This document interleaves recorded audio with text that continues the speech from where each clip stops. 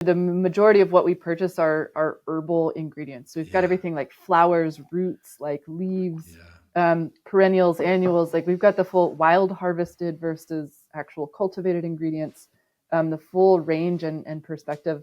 Fruit pieces. I mean, there's all kinds of stuff that goes into Brian, I was trying to simplify the question, and here you are making it even more complicated.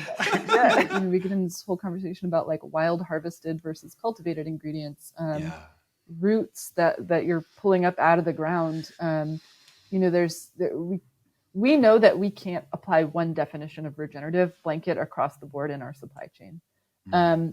But what we do often when we're going to go like establish a new regenerative agriculture project somewhere in the world is really first like listening to the farmers and listening to like what practices are already known or already practiced like in these areas, in these communities.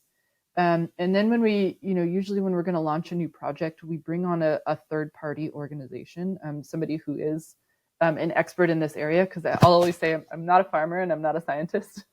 So I'm not gonna like advise personally. I'm not gonna advise on the like on the ground like practices for farming or science related things.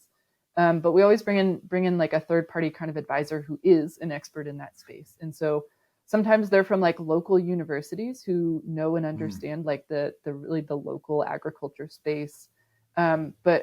But most of the time it's someone who has that like local connection to the agriculture, the environment, because we, to add extra complexity, like some of our ingredients come from tropical environments, some come from like deserts, and so very like arid climates. And so there's just such a variety that we really have to be kind of like listeners in this space and not apply a blanket definition, because regenerative is going to mean something different to every single farmer in our supply chain.